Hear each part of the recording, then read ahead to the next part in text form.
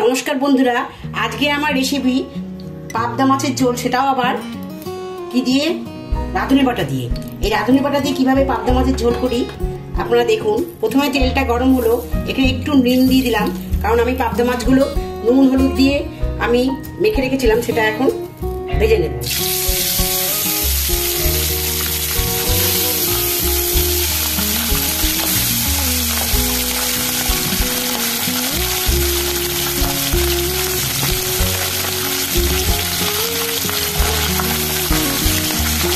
নুন দিলাম এই জন্যই পাবদা মাছগুলো যাতে ভেঙে না যায়, আর খুব বেশি কড়া করে আমি ভাজবো না, একটু হালকা করেই এটাকে আমি ভেজে নেব।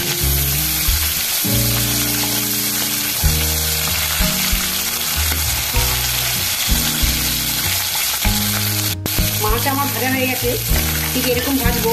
এবার এটাকে আমি উঠিয়ে রাখবো।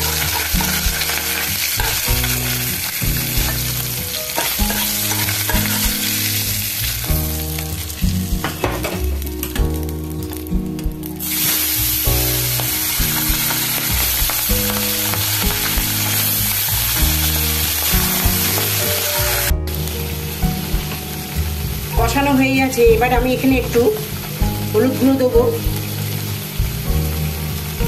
1 চামচ হলুদ গুঁড়ো দিলাম, সামান্য লঙ্কা গুঁড়ো দিচ্ছি,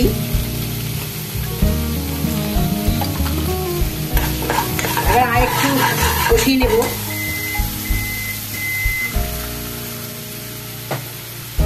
একটু জল দিয়ে আর একটু কষিয়ে নিচ্ছি।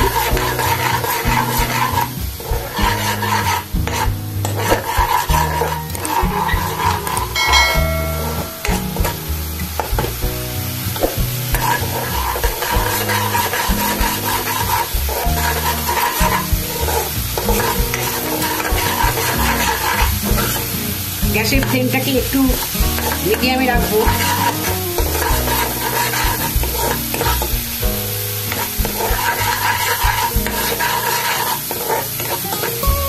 মশলা বসে গেছে, তেল উঠে গেছে অনেকটা। এবার আমি এখানে জল দিয়ে দিচ্ছি।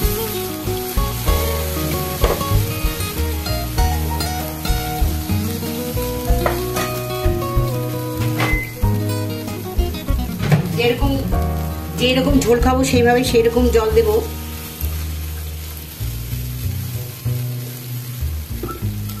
এবার এখানে আমি কিছুক্ষণের জন্য ঢেকে রাখছি ঝোলটা ফোটার জন্য।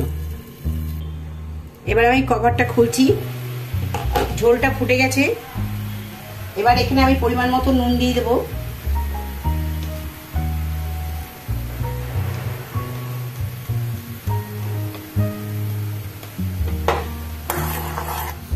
এবার এখানে মাছগুলো ছেড়ে দিচ্ছি, যেই মাছগুলো আমি ভেজে রেখেছিলাম এটা ছেড়ে দিচ্ছি।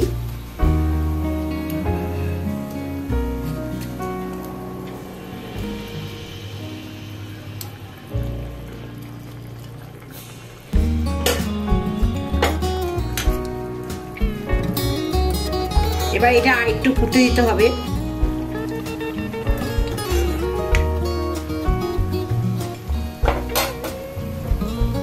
এখানে কাঁচা লঙ্কা দিয়ে দিচ্ছি, আলু দুটো। আর একটু ফোটাবো। এবার ঢাকা খুলে দেখছি আমি, এটা হয়ে গেছে। এইটুকু ঝোল তো থাকবেই। এবার এখানে আমি ধনেপাতা দিয়ে দিচ্ছি, আর একটু কাঁচা সর্ষে তেল দিয়ে দিচ্ছি।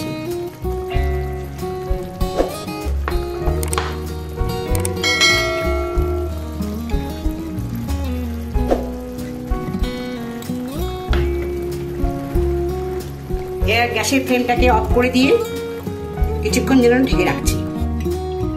হয়ে গেল আমার রাঁধুনি বাটা দিয়ে পাবদা মাছের ঝোল।